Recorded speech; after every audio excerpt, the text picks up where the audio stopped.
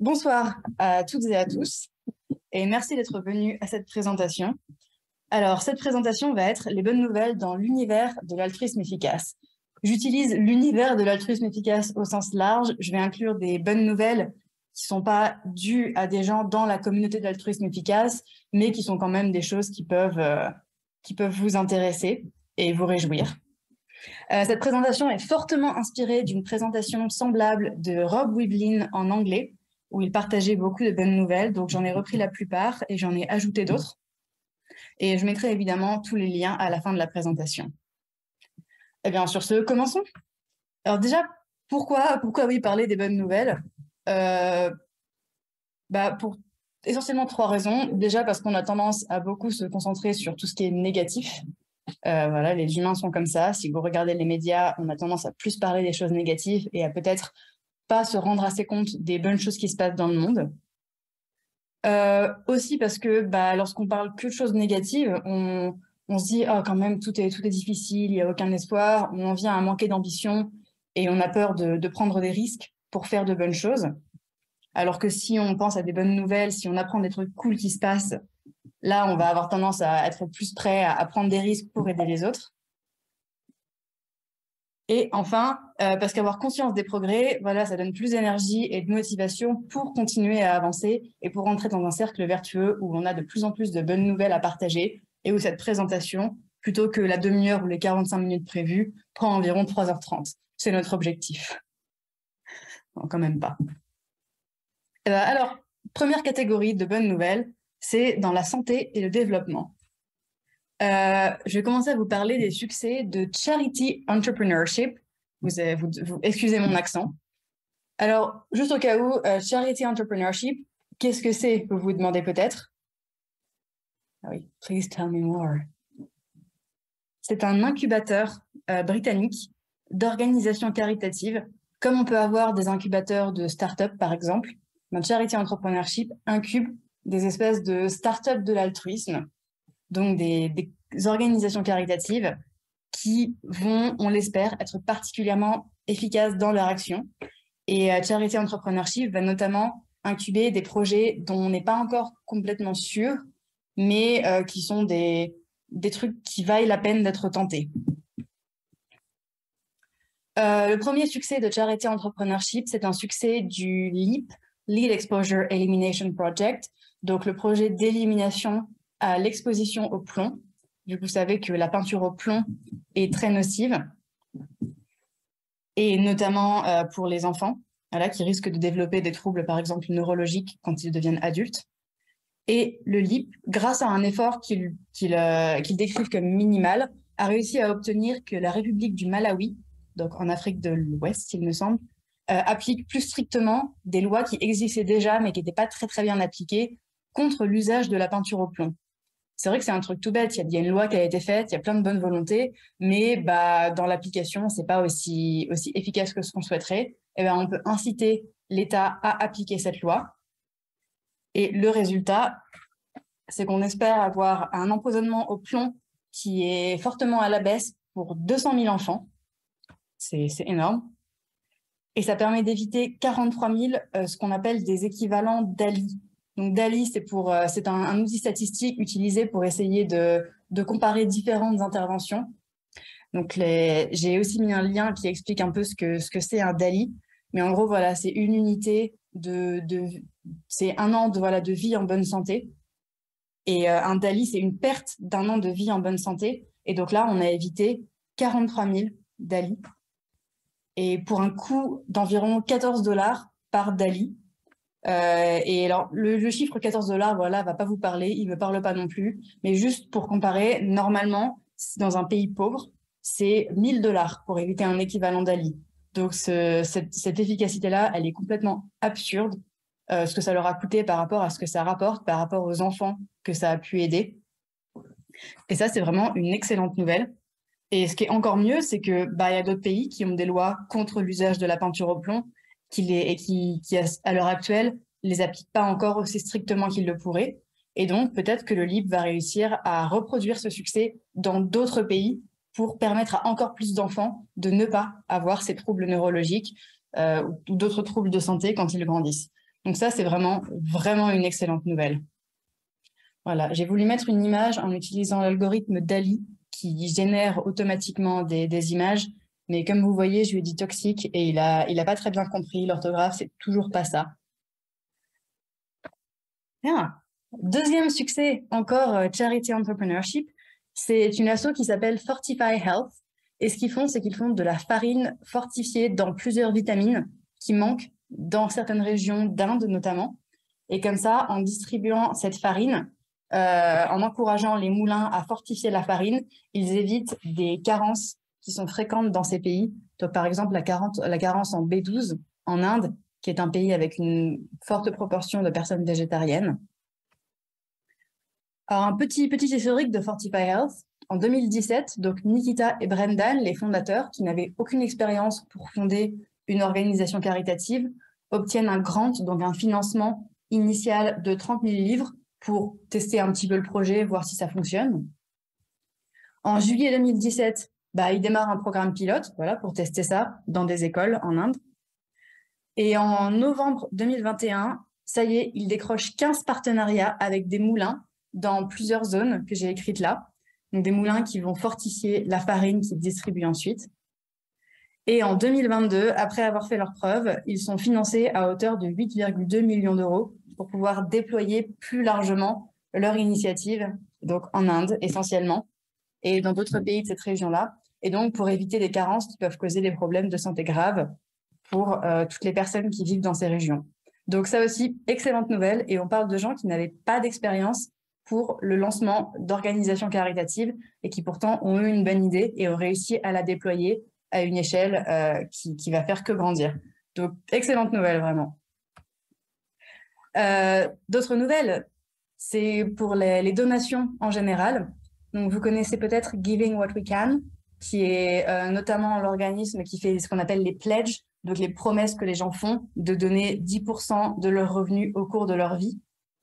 Giving What We Can a repris après une période un peu plus calme. Et comparé à ce à quoi ils s'attendaient, normalement, si on extrapole ce qui se passait jusqu'ici, on devrait arriver... Non, il ne faut pas que je clique. On devrait arriver environ là, dans ce nombre-là de personnes qui font le pledge. Mais grâce à leurs efforts supplémentaires, on est arrivé plus haut que prévu. Et donc, on estime qu'environ 1500 personnes de plus ont fait ce pledge de donner 10% de leurs revenus, comparé à s'il n'y avait pas eu cette initiative, cette énergisation de Giving What We Can. Donc ça aussi, une excellente nouvelle. 1500 personnes de plus, ça fait quand même de certaines sommes qui sont données aux organisations caritatives qui pourront les utiliser le plus efficacement possible. Une autre bonne nouvelle, celle-là, c'est pour nous Français, notamment résidents fiscaux français. Vous connaissez sûrement AMF, la Fondation contre le paludisme, qui est une organisation jugée par GiveWell comme hautement efficace dans son action pour donc distribuer des moustiquaires avec de l'insecticide dessus dans des pays atteints par le paludisme. Jusqu'ici, quand vous donniez à AMF, vous ne bénéficiez pas de la déduction fiscale en France pour les dons à des assos. Et maintenant, AMF a lancé une branche en France, donc AMF France, littéralement, ils ont pas été très loin dans le nom. Et grâce à cette branche, maintenant, quand vous faites un don à AMF, vous avez droit à alors j'ai mis réduction, je voulais dire déduction, la déduction fiscale de 66%. Donc pour vous donner un exemple de ce que ça veut dire que si vous donnez 500 € à AMF, ça vous coûtera en fait 167 € une fois que vous aurez déduit ça de vos impôts, en partant du principe que vous donnez moins de 20% de votre revenu, ce qui est le plafond. Donc, on peut voir ça comme ça, mais ce qu'on peut voir aussi, c'est que si vous voulez donner vraiment 500 € à AMF, que vous voulez, vraiment donner 500 €, vous pouvez donner en fait 1500 € et vous en récupérerez les 2/3 en déduction d'impôt. Donc, ça vous permet de donner plus qu'AMF reçoive plus d'argent et vous, ça vous coûtera pas plus qu'avant. Donc, c'est aussi une excellente nouvelle. Surtout que la France fait vraiment une déduction fiscale qui est très élevée par rapport aux autres pays. Donc, profitons-en. Profitons de la bonne volonté de l'État pour financer ces initiatives excellentes qui sauvent des vies. Donc voilà, le paludisme, pour rappel, ça cause, ou ça atteint, faudrait que je revérifie, 400 000 enfants en Afrique subsaharienne par an. ce qui est vraiment énorme. Ensuite, les bonnes nouvelles sur le Covid et les pandémies. Alors, ce n'est pas un sujet où d'habitude on a le terme bonne nouvelle qui vient à l'esprit. Donc, je suis contente de pouvoir inverser la tendance ce soir. La première bonne nouvelle, c'est une association entreprise, on va dire, qui s'appelle Alvea, qui a été créée par des personnes donc, de la communauté de l'altruisme efficace de Harvard initialement, avec du coup des connaissances en biologie, une éducation en biologie. Et Alvea tente de faire un vaccin contre le Covid et notamment contre le variant Omicron. Et donc, ce serait un vaccin à ADN comparé au vaccin à ARN qu'on a eu jusqu'ici. Pourquoi? Parce que les vaccins à ADN, on n'a pas besoin de les garder à moins 70 degrés comme les vaccins à ARN. Ils sont stables à température ambiante. Et ça veut dire que d'un point de vue logistique, ils seront beaucoup plus faciles à transporter et notamment transporter aux quatre coins du monde dans des endroits qui sont difficiles à atteindre avec les vaccins à ARN. Donc, difficiles à atteindre pour des populations qui sont peut-être défavorisées dans des zones avec moins de moyens logistiques. Et Alvea, ils sont assez impressionnants. Ils ont regardé le monde de la biologie. Ils se sont dit, c'est pas assez rapide. On a besoin de ça rapidement. Comment est-ce qu'on peut faire pour aller aussi vite que possible? Parce que ce truc-là est important. Ils ont été créés en décembre 2001 et 60 jours après, donc 2 mois après, ils avaient créé 12 versions de leur premier vaccin contre Omicron. Il y avait eu un sous-variant, donc BA2, qui avait émergé et ils avaient adapté leur version. Ils avaient produit des centaines de doses du candidat le plus prometteur. Je rappelle que tout ça, c'est en 2 mois. Ils avaient commencé des expériences précliniques sur des souris et des moutons. Ils avaient lancé un processus de fabrication qui était conçu pour qu'à l'avenir, il puisse être déployé à grande échelle. Je rappelle qu'on parle quand même de 2 mois. Pour ceux qui connaissent le monde de la biologie, c'est vraiment impressionnant qu'ils aient réussi à faire tout ça. Ils avaient planifié les études cliniques, les essais cliniques de phase 1 et 2, donc qui sont nécessaires pour tester un vaccin avant qu'il soit autorisé sur le marché. Et ils avaient identifié de potentiels pays partenaires pour faire des essais cliniques accélérés pour que, si leur vaccin est efficace, il arrive aussi vite que possible aux populations. Et la dernière fois que j'en ai entendu parler, il y a 2 mois, ils expliquaient qu'ils avaient déjà commencé, je crois, en Afrique du Sud, leurs premiers essais cliniques sur des humains. Donc, ça va vite et on espère qu'ils pourront bientôt avoir ces vaccins-là. Et peut-être qu'ils vont réussir à faire la même chose à l'avenir pour d'autres vaccins et à le faire, on l'espère, tout aussi rapidement. Une autre nouvelle qui est encore un petit peu plus à l'état d'idée, c'est quelque chose qui serait peut-être prometteur contre toutes les pandémies. Donc, c'est ce qu'ils appellent la low wavelength light, donc un type de lumière.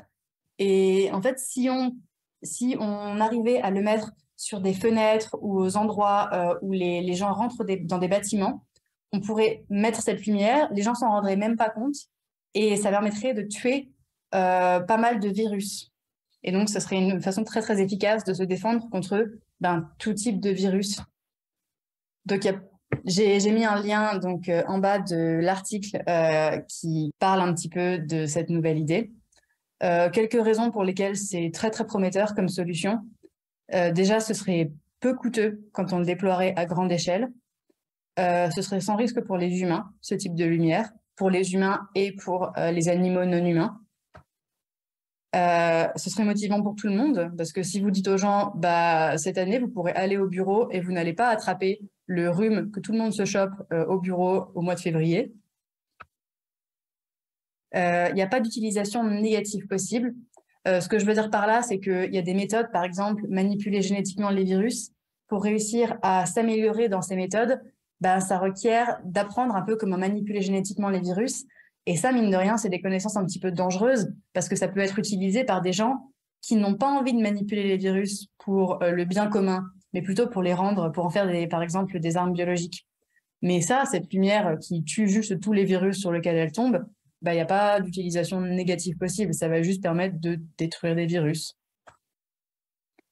Ça pourrait aussi bloquer tous les virus sans discernement, y compris des virus nouveaux qu'on n'a pas encore distingués, qu'on n'a pas encore reconnus, et des armes biologiques potentiellement.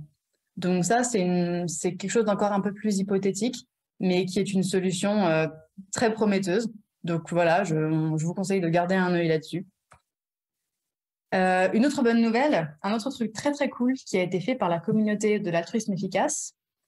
Rappelez-vous, en 2020, voilà, la pandémie mondiale de Covid est déclarée. Et je ne sais pas si vous vous souvenez à l'époque, mais c'était un vrai débat. Est-ce que les masques chirurgicaux protègent des maladies respiratoires? En d'autres termes, est-ce qu'il faut inciter les gens à porter des masques autant que possible, particulièrement en intérieur? Ça paraît vraiment drôle de se dire qu'à une époque, c'était un débat, parce que maintenant, c'est tellement évident, on en a tous marre, on porte des masques tout le temps. Les gens qui, comme moi, portent des lunettes savent la souffrance que c'est de porter un masque et des lunettes. Mais à l'époque, c'était vraiment un vrai débat, et il y avait beaucoup de gens qui essayaient de savoir ce que disait la science, notamment. Et l'ennui, c'est que la science, elle disait pas grand-chose. Et ce que je veux dire par là, c'est qu'il n'y avait pas du truc qui est vraiment le gold standard de la science, à savoir les essais randomisés contrôlés, donc un type d'étude, un type d'expérience. Et on n'avait jamais fait ça, en fait, à large échelle, dans une même communauté, pour comparer ce qui se passe quand on porte un masque et ce qui se passe quand on porte pas de masque. Et en 2020, c'était vraiment un truc dont on avait besoin pour pouvoir dire, non, voilà ce qu'on sait et voilà ce qu'on conseille. Et GiveWell, donc, que vous connaissez peut-être, qui est donc une organisation affiliée à l'altruisme efficace, a juste dit il faut que cette étude existe et a financé une étude de ce type sur 350 000 personnes dans des villages au Bangladesh. Et grâce à ça, on a pu avoir des résultats. Je vous ai partagé la figure ici. Et donc, les conclusions étaient que oui, les masques, quand on porte un masque, ça permet de diminuer fortement la transmission de maladies respiratoires et notamment du Covid. Donc ça, c'est aussi quelque chose de très cool de se dire, on a besoin de ça, ça n'existe pas encore, faisons-le. Voilà, on a les fonds pour ça, il y a des gens qui ont les connaissances pour ça, faisons-le. Attendons pas que d'autres personnes le fassent. Cause animale, maintenant. Que s'est-il passé de bien dans la cause animale? Je suis désolée, vous voyez le rouge de cette slide et vous vous dites peut-être c'est pas bon signe. Et ouais, c'est pas bon signe. Il y avait un moment de l'espoir sur quelque chose en Suisse. Vous m'avez peut-être vu en parler, retransmettre ça sur les réseaux sociaux. Donc la Suisse, comme vous le savez, est une démocratie directe où les gens, les citoyens votent régulièrement sur différentes initiatives via ce qu'on appelle des votations publiques. Et il y avait une votation publique le 25 septembre, si je ne fais pas d'erreur, qui englobait plusieurs sujets, plusieurs initiatives. Et il y avait notamment une initiative qui était non à l'élevage intensif en Suisse. Et malheureusement, c'est pas passé. Il y a eu environ 52% de participation et je pense que seuls 37% des votants ont dit oui. Donc ça, voilà, c'était au moins il faut saluer le fait qu'il y ait eu une initiative et que 37% des gens aient dit non à l'élevage intensif en Suisse. La communauté de l'altruisme efficace a déjà commencé à parler du résultat et pour en tirer des leçons pour faire mieux à l'avenir parce que voilà, il y a de quoi progresser et on a des pistes pour progresser là-dessus. Maintenant, des bonnes nouvelles quand même, c'est que les pays européens financent pas mal les recherches sur l'agriculture cellulaire. Personnellement, je trouve ça vraiment bien, l'agriculture cellulaire. Je trouve que c'est une très très bonne piste pour diminuer la consommation de viande et de produits animaux d'une façon qui serait beaucoup plus facile que d'essayer de convaincre les gens de renoncer à la viande ou à d'autres produits animaux. Donc personnellement, ça me fait très très plaisir de voir des progrès là-dessus, de voir des financements. J'ai mis une liste de quelques financements. Donc en 2021, l'Espagne qui investit 5,2 millions d'euros dans un projet sur la viande cultivée. En 2021, Horizon Europe, qui est une organisation officielle au sein de l'Union européenne, qui annonce un investissement de 32 millions d'euros dans la recherche sur les protéines alternatives. Et en 2022, ce sont les Pays-Bas qui investissent 60 millions dans un fonds pour l'agriculture cellulaire. Et à ce jour, c'est le plus gros investissement. Je ne sais pas si c'est dans le monde ou en Europe, il faudrait que je vérifie, mais en tout cas en Europe, assurément. Donc ça, très bonne nouvelle. Et les États investissent pour notamment des raisons environnementales, parce qu'ils ont conscience du coût environnemental, du coût énergétique de l'élevage. mais ça veut dire que c'est aussi un bénéfice pour les animaux. Donc c'est une très très bonne chose. Je pense que c'est quelque chose qui vaut la peine d'être mentionné. Et maintenant, dernière section de cette présentation, c'est le reste, les trucs que j'ai pas réussi à mettre dans une case. Un truc assez cool, assez fou, la NASA a redirigé un astéroïde. Je ne sais pas s'ils ont été influencés par le film Don't Look Up ou si c'était dans leur plan avant, mais il y avait un astéroïde qui est passé pas loin de la Terre. Il n'y avait aucun risque pour la Terre, hein, ça n'allait pas nous atteindre. Mais ils ont fait un test de balancer quelque chose sur l'astéroïde pour essayer de le rediriger. Et voilà, c'était Planetary Defense Test, ce qui est un nom très très cool. Donc un test de défense planétaire. Et ils ont réussi. La photo que vous voyez à gauche, c'est une photo du satellite quand il était en train de se précipiter sur l'astéroïde. Donc voilà, il y a des institutions comme la NASA qui prennent au sérieux le fait que, ben oui, il y a des risques qui peuvent toucher la planète entière et que c'est bien de s'y préparer pour que ce soit pas au dernier moment qu'on ait besoin de mettre au point une solution, comme ça a pu être le cas pour le Covid. Je trouvais ça assez cool, un peu futuriste, et pourtant ça s'est passé. Voilà, c'était le 27. Donc, une bonne nouvelle. Moi, en tout cas, ça m'a fait très plaisir. Et un autre truc cool, c'est ce qu'ils ont appelé le Cause Exploration Prizes. Donc, des gens qui se sont dit, dans la communauté de l'altruisme efficace, est-ce qu'on est sûr qu'on rate pas des causes et des méthodes qui sont prometteuses pour faire le plus de bien possible? Il y a des causes qui sont associées à l'altruisme efficace, mais je veux dire, il n'y a rien qui nous promet que ça y est, on a trouvé toutes les causes qui sont les plus prometteuses. Non, au contraire, il y a peut-être des trucs qu'on rate. Et du coup, il y a un prix qui a été mis en place pour essayer de trouver de nouvelles causes prometteuses, donc avec de l'argent à la clé. Et il y a eu 150 candidatures de bonne foi, c'est-à-dire qu'ils ont retiré les candidatures qui étaient juste du troll. Et ils ont annoncé les résultats il n'y a pas longtemps. Donc le podium, la cause la plus prometteuse qu'ils ont trouvée, c'est lutter contre les pesticides, ce qu'ils ont appelé organophosphates, et les autres neurotoxines, donc les autres pesticides neurotoxiques. Évidemment, tous les titres ici sont des liens sur lesquels vous pouvez cliquer. En deuxième place, il y a eu plusieurs équivalents. Il y a donc la lutte contre la violence contre les femmes et les filles. Il y a eu la lutte contre la drépanocytose. Donc, vous connaissez peut-être ça en anglais sous le nom de sickle cell disease, qui est très répandu en Afrique. Et l'activisme par les actionnaires d'entreprise.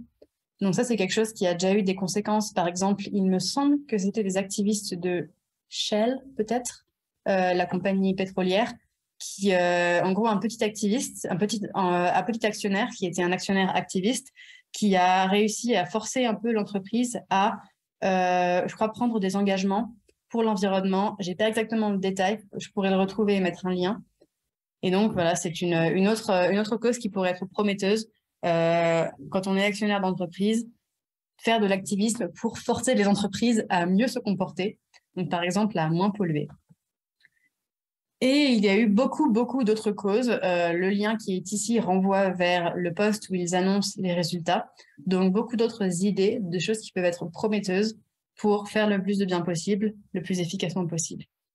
Donc ça aussi, je trouve ça très très cool qu'il y ait des prix de ce genre qui existent, qu'on ne se repose pas sur nos lauriers en se disant « Ah ça y est, on a trouvé tous les trucs efficaces », mais plutôt qu'on se dise « Bah non, on ne peut pas tout connaître, il doit bien y avoir des choses qu'on a ratées » et qu'on mette en place des raisons pour les gens d'essayer de trouver ces causes. Merci de votre attention. L'image de droite, je ne sais pas si ça se voit, ce sont des feux d'artifice normalement. J'ai mis donc beaucoup de liens, tous les liens qui m'ont servi. J'espère que ces bonnes nouvelles vous auront un peu motivé, vous auront donné l'impression que vraiment il y a des choses cool qui se passent et peut-être des choses cool auxquelles vous pouvez contribuer. Et maintenant, je vais regarder le chat pour regarder s'il y a des questions. Johan demande, est-ce que le port du masque était si intéressant que ça dans le RCT au Bangladesh? On avait l'impression que les impacts étaient réels mais assez réduits. Il me semble que ce qu'ils ont trouvé, c'était 30% de réduction de transmission du Covid quand les gens portent le masque. Et là, les symptômes disaient 11,6% de réduction. Donc oui, je crois que c'était le premier dans le masque. effectivement, je crois que la figure ne contient pas la donnée qui, moi, m'intéressait, à savoir 30% de réduction de transmission du Covid. Mais c'est pas aussi énorme que ce qu'on pourrait croire, c'est pas 90%, mais c'est quand même une réduction assez conséquente quand on pense au fait que c'est juste de porter un masque pas très résistant sur le visage. Donc ça, je vous encourage à aller regarder l'étude dans laquelle j'ai mis le lien. Elsa qui dit dans Le Précipice, Toby Ord, donc le livre Le Précipice, Toby Ord affirme qu'il faudrait mieux éviter d'alimenter la recherche dans la déviation d'astéroïdes parce qu'il semble qu'il y ait beaucoup plus de chances qu'il soit utilisé par un humain à de mauvaises fins plutôt que la déviation effective d'astéroïdes dangereux. C'est bon à savoir, je savais pas ça. Merci Elsa. Et là encore, c'est ce qu'on appelle en gros la differential research, la recherche différentielle, à savoir, il y a des types de recherches qui peuvent être utilisées à la fois pour faire de bonnes choses et pour faire de mauvaises choses, comme un couteau qui peut vous aider à couper votre pain et qui peut avoir des utilisations beaucoup plus néfastes. Et ça, c'est des recherches qu'on préfère en général éviter d'alimenter. Et par rapport à ça, il y a des recherches qui peuvent qui sont utilisables que dans un usage positif. Par exemple, la lumière dont j'ai parlé avant pour tuer les virus. Et c'est plutôt ça qu'on veut encourager. Donc, merci Elsa. C'est bon, c'est vrai que c'est bon à rappeler. Avez-vous d'autres questions, soit dans le chat, soit à l'oral? Ouais. Oui. Moi, j'en avais une. C'était sur les lumières qui détruisent les virus et les bactéries là. Et je me demandais en fait si on fait ça, est-ce qu'il n'y a pas un risque juste d'affaiblir nos défenses immunitaires? Bonne question. Je pense que alors là, je pense que si ça fait bien ce que ça dit et que c'est utilisé dans absolument tous les bâtiments, c'est vrai que ça peut être un risque parce que, bon, comme vous le savez, être exposé à des virus et à des bactéries, ça renforce notre système immunitaire. Oui, c'est vrai, c'est un risque possible, il faudrait regarder. Je pense que ce serait vraiment bien d'avoir ce type de lumière, peut-être dans les laboratoires de recherche, notamment les laboratoires de niveau 3 ou 4, où il y a vraiment des recherches super risquées. Et il y a très régulièrement d'ailleurs des bactéries ou des virus qui s'en échappent. Donc, dans les endroits comme ça, ce serait vraiment, vraiment bien d'avoir ce genre de choses qui soient répandues. Mais ouais, c'est vrai que c'est un bon risque à prendre en compte. Il y a quelqu'un qui dit c'est un peu comme se laver les mains, mais se laver les mains, finalement, j'ai l'impression que c'est quand même ça enlève une partie disons, des facteurs de contagion. Mais si tu te laves les mains et qu'en plus t'as plus rien non plus dans l'air, je sais pas. Bah d'ailleurs, si tu veux, j'ai aussi mis le lien du post sur le l'IA Forum, où ça a été proposé. Et du coup, je pense que si tu veux, ça peut être intéressant de regarder. Et si par le plus grand des hasards, ça n'a pas été mentionné dans les commentaires, bah tu peux le mentionner. Yes, merci. Chiara qui dit c'est quand le prochain événement d'AEF? On essaie d'en faire un par mois, en général en fin de mois. On va aussi avoir des ateliers d'introduction à l'altruisme efficace qui vont être lancés. Donc, ce qui va être un format un petit peu différent pour aider à présenter un peu l'altruisme efficace et à en discuter si vous ne connaissez pas encore très bien les idées. Voilà, plus généralement, si vous êtes intéressé par les événements d'altruisme efficace France, on a un calendrier donc sur lequel vous pouvez aller, vous pouvez voir les événements qui ont lieu et vous pouvez vous y inscrire. C'est-à-dire que ça va l'ajouter sur votre calendrier personnel. Et comme ça, quand on a un nouvel événement, il va apparaître sur votre propre calendrier. Donc, c'est un bon moyen de se tenir au courant. Mais oui, a priori, fin du mois prochain. Pour les événements en ligne, en tout cas. J'espère que ça répond à ta question. Voilà. Robert dit, on a peut-être l'expérience des cabines UV de bronzage. Je doute que ce soit le même... je ne sais pas si c'est le même type de lumière, forcément, mais peut-être. Peut-être. Je pense que ce serait intéressant de regarder le post. Je pense pas, cela dit. Enfin, en tout cas, je ne sais pas si les personnes qui vont dans des cabines de bronzage et se bronzent comme ça sont moins atteintes de rhume ou de choses comme ça. Nour qui dit, est-ce que tu as des idées sur comment les gens qui ont fait les vaccins à ADN s'y sont pris pour aller aussi vite? Oui, j'ai assisté à une conférence de l'un des fondateurs. Ce qu'il disait, c'est qu'au début, ils se sont juste concentrés sur l'idée d'aller le plus rapidement possible et donc que chaque personne ait ce qu'ils appellent un extreme ownership d'un sujet, c'est-à-dire que tu as une responsabilité. Par exemple, essayer d'obtenir l'approbation administrative la plus rapide possible. Et c'est ta responsabilité et tu dois te donner à fond pour essayer de dépasser ça. Et si on te dit, par exemple, ah, désolé, on ne peut pas, bah, tu dis juste, non, non, il faut vraiment que ça se passe. Qu'est-ce que je peux faire pour qu'on puisse?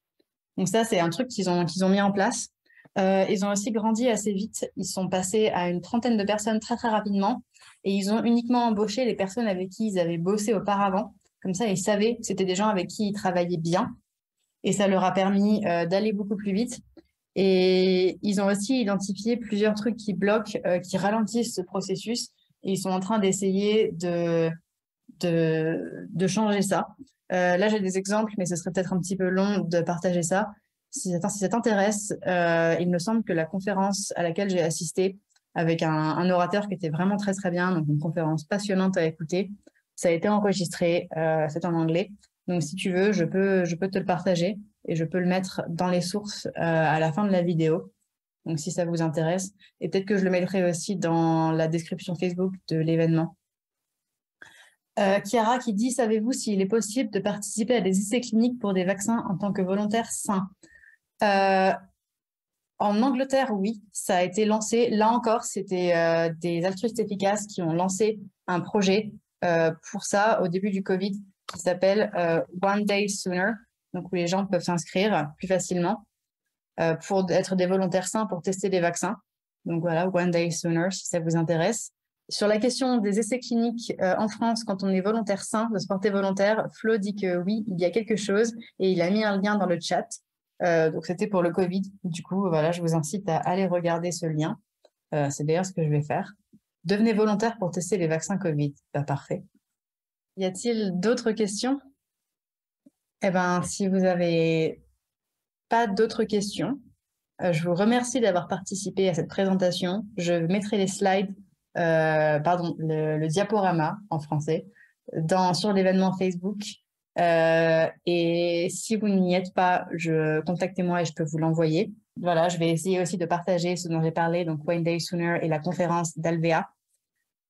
Et si vous avez d'autres questions à ce sujet, n'hésitez pas à me contacter sur Slack, sur Facebook, par email, de beaucoup de manières possibles. Merci à tous et j'espère que ces bonnes nouvelles vous auront redonné le moral ou juste augmenté votre moral déjà positif.